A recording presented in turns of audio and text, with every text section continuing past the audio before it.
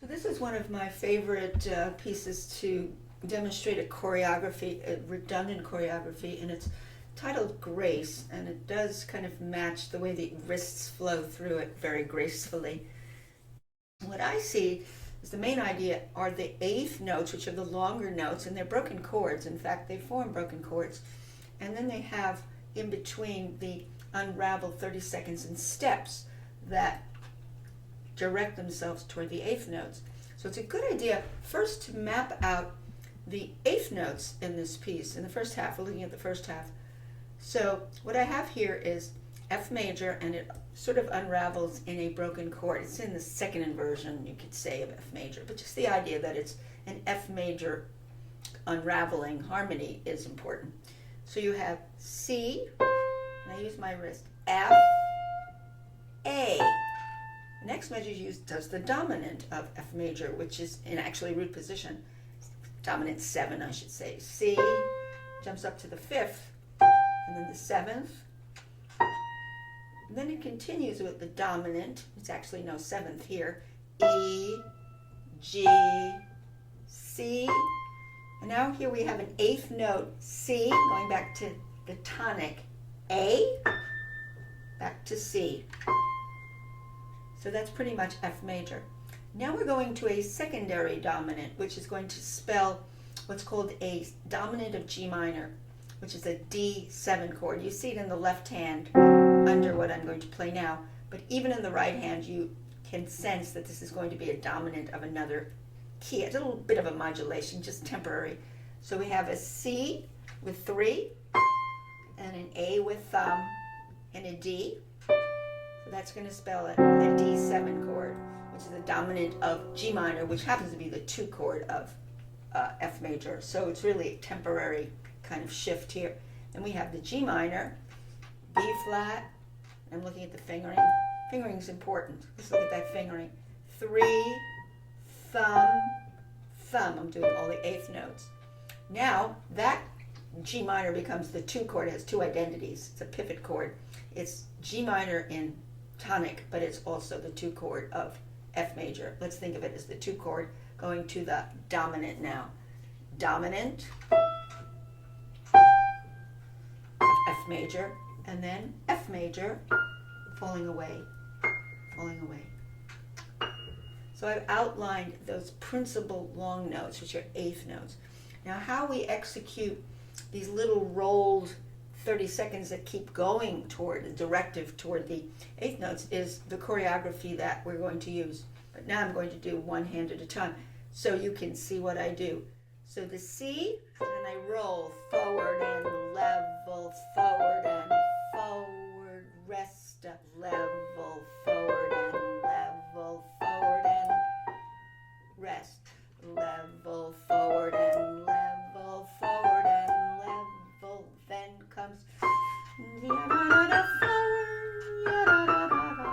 I just let my wrist roll forward. Making a crescendo there. Here's the secondary dominant, and it has an accent, so more. Rolling forward, less, and G minor. So it's a little bit of a resolution from a secondary dominant to a secondary tonic for a moment. So less.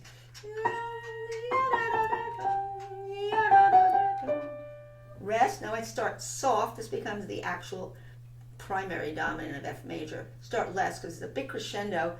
Then there's a decrescendo at the end. So it's a swell forward, and then at the end there's a diminuendo.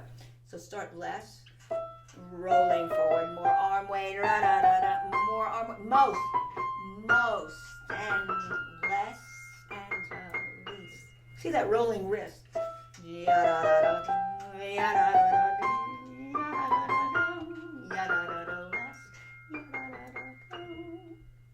So really wonderful motion because it really just takes you right through, and it sort of also gives you a seamless kind of transit too. So you don't feel like the eighths are stopping and then you have 30 seconds and then eighth and stopping for 30 seconds. You have a continuous unraveling. You can see how nicely that flows out of your arms if you allow your wrists and arms to just relax. It's just a natural motion, really.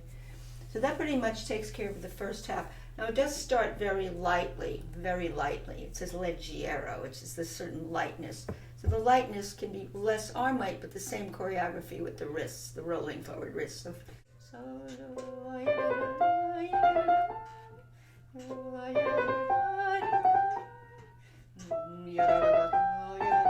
More here. More here. And less coming down, but least. Start less.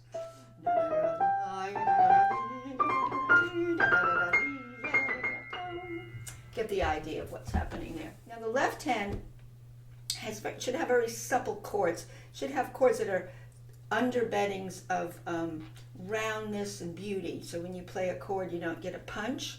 And the way you don't get the punch is you keep that flexibility in your wrist. And remember, this is an underpinning of harmony, so it's should not drown out this gorgeous, unraveling of these patterns of eighth, 32nd, eighth, 32nd, fourth 32nds. So this left hand must be soft. 1 and 2, light, light, 1, dominant, light, light, 1 and 2, light, light, 1, 2, and light, light, secondary dominant. I'm doing mostly dynamics upstairs. 1, 2 and light, light, 1 and 2 and 3 and 1 and 2 and less. You can see that I have the kind of same approach to the half notes, which I go a little bit into, a little bit delayed. And when I have the 2 eighth note chords, I don't make them equal. I don't go up, up, but I go yum, bum, bum. I lean on the first one, yum, bum, bum, yum, bum, bum. You can see what I'm doing there. So it doesn't become, again, robotic, because you don't want to sound like a robot when you play this at all. Most of my dynamics were upstairs in this first half. All my crescendo, decrescendo, and the left hand just have sort of just the warmth of the underpinning with this, the nice approach to the chords from the wrist and like that. Especially the longer chords. I'm doubling it now. Yeah, bum, bum. Yeah, bum, bum. Yeah, bum, bum. You get a nice line there in the left hand underpinning. Now the next section, you have the chords. You have a melody going through chords upstairs in the right hand, and the left hand picks up that little motif of rhythm, which was the eighth, 4 32nds, eighth. It's just not very much of it. It's just a little reminiscence of that. So really the right hand takes over here in MF, medium loud, and again I go into the chords more this way, not with punchy sounds. So if I want mezzo forte, I can still do it, push into it, push into it. And I'm listening for the top voice. So I told a student today, just practice the top voice first, just the top fingers, and see how you're going to phrase it, where you're doing little swells, where you're going to pull back. So it says, this one's MF, so 1 and 2. That fades. So crescendo, it says, the reason I attack that one, it has a little pointy mark there, so really want a spike mark. It's called a spike mark. So 1, 2, go to the pa. Then just staccatos. Bum, bum, bum. Now there's going to be crescendo. Bum, bum, bum. There. So we're back to. Now bum. Go to the spike mark. Fall down to less and crescendo, crescendo, bum, bum, bum, bum. All those C's have to have a different color. So there's a syncopated C, an eighth note going to the longer quarter note C. So I'm really going to the longer note. So when I come out, ta, ta, ta, ta.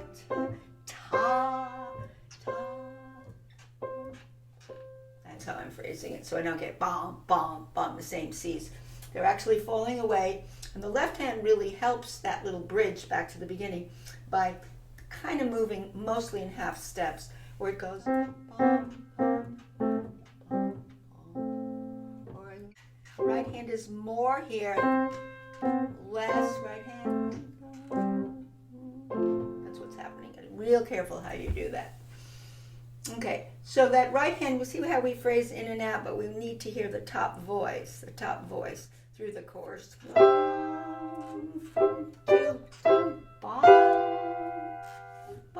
Top voice.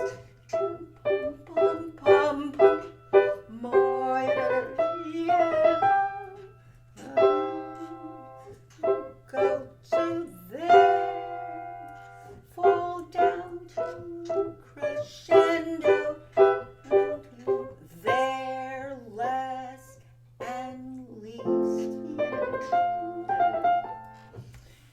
Now the only other thing we have to discuss is the left hand that in the B section, which I just did with the chords, that the left hand picks up that motif of the rhythm.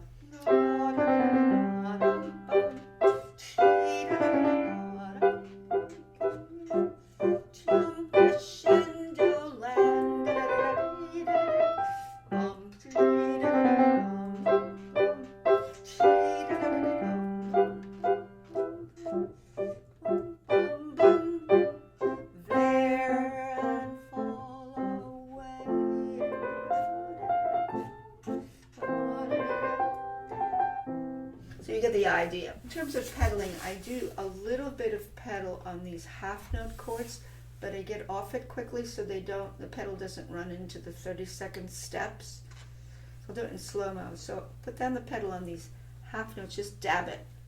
Pedal, off, pedal. Pedal, off, pedal. Pedal, off, pedal. Pedal, off, pedal. Pedal, off, pedal. Pedal, off, pedal. 3 pedals now. Pedal, pedal, pedal, pedal, pedal. No pedal. I did 3 pedals here when I went pedal, pedal, pedal, pedal, pedal. No pedal at the very end. On this part here with the chords, I would pedal a little on measure 9. At the beginning of the chord, the left hand picks up that rhythm with the 30 seconds. Pedal, go, pedal, no pedal here.